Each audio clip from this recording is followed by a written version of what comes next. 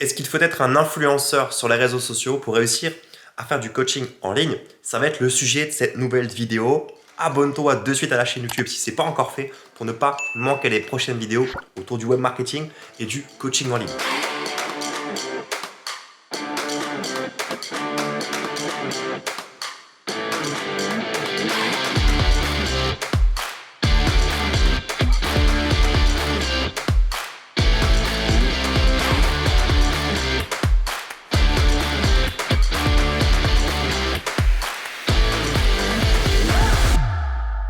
Voilà, est-ce qu'il faut être influenceur ou est-ce qu'il faut avoir beaucoup d'abonnés sur les réseaux sociaux pour réussir à faire du coaching en ligne? C'est un point qui peut peut-être aujourd'hui te bloquer et qui t'empêche de passer à l'action parce que tu es peut-être comme moi, tu as démarré avec un compte Instagram, il n'y avait que 3 abonnés. Ta cousine, ta mère et ton père. Voilà, c'est tout. Quand tu mets un post, il n'y a que ta tante, il n'y a que tes potes qui vont pouvoir le voir et liker. Et tu sais très bien que c'est pas eux qui vont acheter ton programme de coaching, donc ça te décourage à l'idée de te lancer. Et puis quand tu vois aujourd'hui ce qui se fait, je veux dire, dans tous les sens, sur Instagram, sur les réseaux sociaux, pour s'aligner avec le contenu qui est présenté sur Instagram aujourd'hui, les gonzesses, elles ont des filtres de malades, donc déjà elles ont des corps de ouf aussi. Les mecs, ils sont taillés dans tous les sens, il y a du Photoshop dans tous les sens, il y a du filtre dans tous les sens, et puis ça publie H24. C'est leur téléphone, c'est devenu une extension de leur bras. Pour aujourd'hui avoir un business en ligne en vivant d'Instagram et des réseaux sociaux, il faut que ton téléphone portable soit l'extension de ton bras, sinon tu ne peux pas avoir de business. Et c'est compliqué du coup de se lancer à l'heure à laquelle je fais cette vidéo, donc on est en 2021 quand tu vas la visionner, enfin fin 2021, c'est très compliqué aujourd'hui de se dire ok on va se lancer quand on n'est pas connu sur les réseaux et ça décourage de se lancer parce que la concurrence est rude, surtout dans le secteur de la remise en forme et du fitness. Bon, là où je veux emmener dans cette vidéo, en fait, c'est peut-être de dresser un peu le tableau pour que tu puisses te projeter sur l'évolution et le futur du coaching sportif en ligne. Donc je parle bien de fitness en ligne ici. Je ne suis pas là pour vous vendre un programme de perte de poids. Moi, je suis expert pour l'accompagnement des coachs sportifs à faire du coaching en ligne. On aide les coachs sportifs à vivre de l'activité digitale. Ça, c'est mon travail principal. On a créé une formation qui s'appelle Trainer et Marketeur. Les informations, elles sont en description juste à cette vidéo-là. Tu peux regarder si tu es curieux. L'idée, c'est pouvoir te dresser un peu le schéma futur. Donc pour réussir à le faire, en fait, on va revenir un peu quelques années en arrière. On va pas aller bien loin parce que le digital, c'est nouveau. On va revenir 5-6 ans en arrière pour t'expliquer comment fonctionnait le coaching fitness en ligne avant. C'était très simple. Avant, tu avais une page Facebook dans laquelle tu pouvais publier du contenu régulièrement qui avait un système de, on appelle ça le reach. Donc c'est la capacité de diffusion d'un message par rapport à l'algorithme sur Facebook qui va montrer ou pas ton contenu à d'autres personnes. Donc à l'époque, tu mettais un contenu, une photo, une vidéo, n'importe quoi qui pouvait plaire aux gens, il y avait une certaine viralité derrière qui pouvait montrer ton message à plusieurs personnes qui allaient être intéressées par ton travail. Je parle là d'une page Facebook. Aujourd'hui, ça, c'est complètement mort, ça ne fonctionne plus de la même manière. Donc, qu'est-ce qui s'est produit à cette époque-là? C'est qu'il y a eu pas mal de personnes qui ont un peu surfé sur la vague, qui ont commencé à créer du contenu, qui sont devenues un peu des personnes connues dans le domaine, donc des autorités, entre guillemets, qui ont réussi à générer des grosses communautés de 100 000, 200 000, 300 000, 500 000 followers ou plus sur Facebook. D'ailleurs, ces mêmes personnes, si tu regardes aujourd'hui, n'ont plus accès ou ne fonctionnent plus vraiment sur leur page, mais ils sont allés migrer sur Instagram. Pourquoi? Parce qu'à cette époque-là, c'était facile de communiquer sur Facebook et créer de l'engagement parce qu'il y avait peu de monde. C'était très peu connu de faire du fitness en ligne et c'était pas très nombreux. Qu'est-ce qui s'est passé du coup? C'est qu'il y a eu de plus en plus de monde qui sont arrivés à faire la même chose sur des pages Facebook, d'ailleurs aussi à copier, à falsifier un peu les posts de ceux qui fonctionnaient bien. Tu allais voir un influenceur, tu copiais ses contenus, tu le mettais chez toi et du coup tu devenais un influenceur aussi. Donc pour arrêter ce genre de plagiat et de copier, Facebook a décidé de resserrer un peu l'algorithme et que pour réussir à montrer un message aujourd'hui sur Facebook, c'était plus compliqué. Du coup, les influenceurs ont perdu un peu leur force de frappe et ils sont allés migrer sur Instagram pour recommencer, dans lequel le game était un peu plus compliqué. Et c'est ce qui a fait la différence aujourd'hui entre Facebook et Instagram sur le plan business et professionnel, c'est qu'aujourd'hui, réussir à faire exploser une page Facebook en termes de followers, c'est beaucoup plus compliqué que sur Instagram. Aujourd'hui, les pages sont plus destinées et dédiées à un contenu publicitaire payant puisque ça va être ton outil principal pour faire de la pub. Bon, là où je veux en venir, c'est que le modèle d'avant, tu avais une page Facebook, tu pouvais communiquer sur ton contenu, faire des lives, proposer du contenu, et encore l'option live n'était pas activée avant, et tu proposais à tes participants ou aux personnes qui te suivaient de télécharger un e-book, le fameux e-book 3 conseils pour perdre du poids, 7 conseils pour faire une détox et maigrir avant l'été, enfin voilà, tout ce qui était un peu putaclic, tout ce qui était un peu aimant pour que les gens viennent te voir. Donc ils arrivaient sur ton mini site web qui proposait du coup un e-book en cadeau. Les gens te donnaient leur adresse email pour récupérer ton e-book et suite à ça, tu pouvais leur vendre un produit à 7 euros, 10 euros, 20 euros et proposer des offres avec un système de mailing derrière, tu les relançais, tu faisais des ventes. Ça, c'est le modèle qui fonctionnait bien avant. Ce qui marche de plus en plus dans la tendance, c'était après de proposer un programme un peu type premium, alors que ça n'était pas finalement non plus dans cette époque-là, mais c'était un peu connu comme du premium. C'était le programme phare que tu vends genre à 197 euros ou 167 euros ou 147 euros, les fameux clics avec les 7 euros. Et tu avais un programme sur 3 mois avec un espace membre, un groupe Facebook privé, et c'était ça. Donc en gros, les gens, ils adhéraient au programme, il y a un espace membre. Les gens, ce qu'ils pouvaient faire, c'était faire des vidéos, faire du sport, il y avait des menus, des recettes. Tout le monde connaît ça, le coup cliché classique. Et il y a un groupe Facebook pour poser des questions et avoir accès à une communauté. Bon, ça c'est ce qui se vendait. Moi, j'ai fait partie de ces deux tendances. J'ai une page Facebook, j'ai monté à 30-35 000 followers. Ensuite, ça a commencé à déconner, ça marchait plus très bien. J'ai basculé sur Instagram. J'ai pas réussi à monter autant parce que ça me plaisait beaucoup moins d'être victime de mon téléphone et présent sur Instagram. J'ai vendu ensuite un pack détox que je vendais à 197 euros sans le sport et 297 euros avec le sport. Et c'est comme ça que j'ai réussi à monter mon business de coaching en ligne où je gagnais à peu près 30 000 euros par mois avec ça. Je faisais une conférence de vente une fois par semaine. Je proposais et j'expliquais quels étaient les bienfaits de la détox. J'expliquais aux gens ce qu'il fallait faire. Les gens accrochaient au message, ils adhéraient à mon système, ça vendait. Ça, c'était le modèle qu'il y avait avant. Maintenant, c'est le modèle que quasiment tous les influenceurs font. Tous les influenceurs aujourd'hui proposent ce fameux programme un peu en back-office. Mais ce qui arrive à cette tendance 2021-2022, c'est que les influenceurs aujourd'hui ont tellement généré d'argent, ils ont fait plusieurs millions d'euros avec ce process-là parce qu'ils ont du monde, qu'aujourd'hui, ils ont décidé de faire un level up. Et le level up, c'est qu'aujourd'hui, ils ont tous développé leur propre application de coaching. Ils ont tous développé un patrimoine immobilier dans lequel ils vont avoir des studios d'enregistrement, dans lesquels ils peuvent se filmer. Ils ont une masse salariale pour qu'ils puissent déléguer. Donc ils peuvent embaucher des coachs sportifs à temps plein pour faire des cours pour eux. Et ils filment ça H24.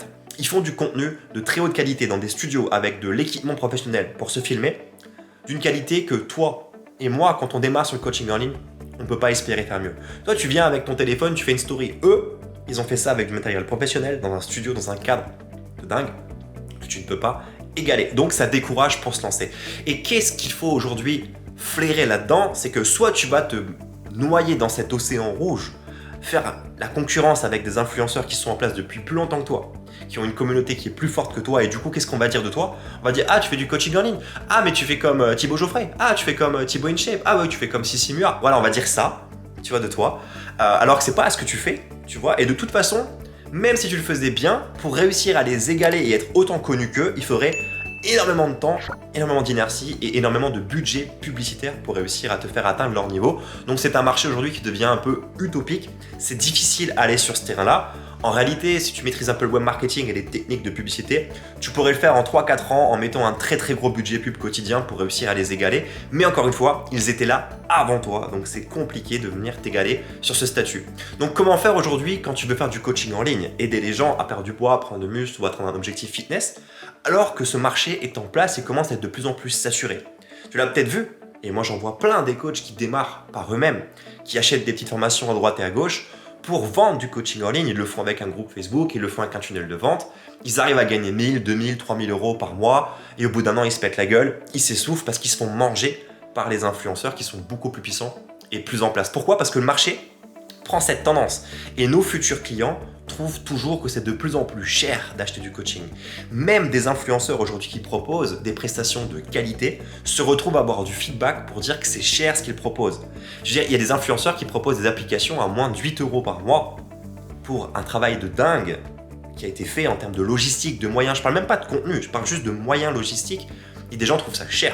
Je veux dire, les gens comparent ça après à Netflix, à Spotify. Les gens se perdent. Ils en oublient en fait que ça revient à une véritable expertise pour avoir un impact dans leur vie. Donc ce qui est important, et c'est là où je veux venir dans cette vidéo, c'est que si aujourd'hui tu es bloqué par rapport à ça, sache que c'est normal et tu n'es pas seul à être bloqué là-dedans. 100% des coachs qu'on accompagne pourraient se retrouver bloqués dans ce modèle-là. Mais il ne faut pas aller sur ce modèle en fait. C'est l'erreur numéro 1 des coachs, c'est de croire qu'il faut aller sur ce modèle-là pour réussir à faire du coaching en ligne. Pour réussir à faire du coaching en ligne, il faut revenir au métier de base qui est le métier de personal trainer. À partir du moment où tu es capable d'aider les gens à les prendre en charge, à leur apporter du feedback pour qu'ils puissent manger sainement, pour qu'ils puissent s'entraîner et trouver de la motivation pour le faire, tu sais déjà faire ton métier. Le problème maintenant, c'est de réussir à te médiatiser, à venir concurrencer l'océan rouge. Et pour ça, il faut prendre le controverse. Il sais pas si ça se dit, le contre-pied, j'étais un métaverse, controverse, t'as compris l'idée, il faut aller à l'opposé de ce que font les influenceurs aujourd'hui. Il faut surtout pas chercher à faire comme eux, prendre ton téléphone sur Instagram, communiquer comme eux, créer ton programme de transformation en 3 mois avec un groupe Facebook. Si tu fais ça, t'es mort. Tu vas tenir tant que tu tiens ton téléphone portable et tu vas galérer. Tu vas récupérer les miettes du gâteau, donc tu vas récupérer 500, 600 euros, allez, pour les meilleurs 1000 euros par mois, 2000 euros par mois maximum, mais tu ne pourras jamais être serein. Et quand tu vas t'arrêter, ton business va s'effondrer. Il faut impérativement que tu travailles différemment, que tu reviennes à ton rôle d'expert, un véritable coach qui va aider les gens à se prendre en main, à avoir des véritables résultats et ne pas jouer sur le moyen. En fait, que tu vendes une application, un espace membre, un groupe Facebook, des recettes, des e-books, on s'en fout. Ce qu'il faut que tu vendes, c'est le résultat. On va se concentrer sur le résultat et pas sur ce que tu vas vendre en termes de moyens. Si quelqu'un veut venir acheter ton coaching, et c'est ce qui se passe sur le marché avec les influenceurs, et c'est aussi pour ça qu'ils sont victimes des tarifications de plus en plus basses, c'est que les gens, les influenceurs, fitness, vont vendre une application de coaching pour faire du sport à la maison, par exemple. Mais du coup, ils vendent une application direct dans ta tête. Quand tu dis je vais acheter une application, tu penses Apple Store, tu vas acheter une application pour jouer 2 euros, 3 euros, 4,99 euros. Tu penses pas à plus. Dès qu'il y a de l'abonnement, ça devient compliqué d'acheter une application. Donc si tu es un influenceur fitness et que tu vois cette vidéo, déjà, essaie de changer ton mood, ou pas, hein, tu fais comme tu veux, mais quand tu vends une application pour perdre du poids aux gens, tu leur vends une application, tu leur vends pas la perte de poids. L'application, on peut la quantifier factuellement. On peut dire qu'une application, ça coûte entre 5 et 10 euros. Basta, tu vois. Alors que la perte de poids, ça se quantifie pas. Tu perds pas 1 euro le kilo ou 1 kilo 1 euro. Tu vois ce que je veux dire? On vend un résultat qui est beaucoup plus profond. Le résultat profond d'une perte de poids ou d'une prise de muscle ou ce que tu veux en termes d'objectifs qui peut être esthétique ou santé, ça n'a pas de valeur. Pourquoi? Parce que quelqu'un qui va se transformer, quelqu'un qui perd du poids, il va changer sa vie, il va retrouver confiance en lui, il va améliorer sa santé, il va améliorer ses capacités physiques, il va peut-être retrouver plus de libido, il va peut-être rencontrer la femme ou l'homme de sa vie, ça va avoir un impact considérable dans sa vie. Une application de coaching, ça change que dalle dans sa vie. C'est dans son téléphone, c'est enfermé, quand je me connecte, t'as fait des belles vidéos, c'est bien beau, c'est cool, mais ça vaut pas plus de 4 euros. C'est pour ça que les gens ils trouvent que c'est de plus en plus cher, les éléments fitness. Mais c'est une erreur, c'est parce qu'en fait, vous vendez pas les bons produits. Donc aujourd'hui, si tu es personal trainer, que tu vois cette vidéo et que ça te parle ce que je te dis, arrête de vendre un outil. Ne vends pas un groupe Facebook, ne vends pas un programme de transformation sur 3 mois. Vends un résultat, vends un changement court, moyen, long terme et mets les bénéfices en avant. Et dans ton service, assure-toi que ton client ait des résultats. Peu importe les outils que tu vas utiliser, peu importe qu'une application, peu importe un Google Drive, peu importe ce que tu utilises, ce qui compte, c'est que les clients fassent ce qu'ils demandaient derrière. Autre erreur qu'il y a dans le coaching en ligne quand un coach démarre avec la prise en charge du pratiquant, je te donne cette erreur dans quelques instants, je fais une page publicitaire pour t'expliquer. Envie de mincir? Découvrez.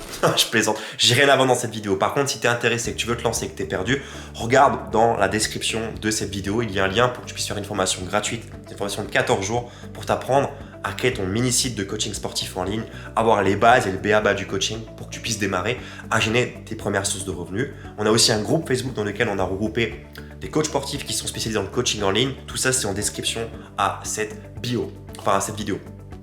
L'erreur que commettent les coachs quand ils font du coaching, c'est qu'ils veulent avoir les meilleurs outils pour coacher les pratiquants. Et du coup, vous allez faire un BPGEPS ou un DUST à vos clients. Vos clients s'en fichent du niveau de qualité de vos contenus.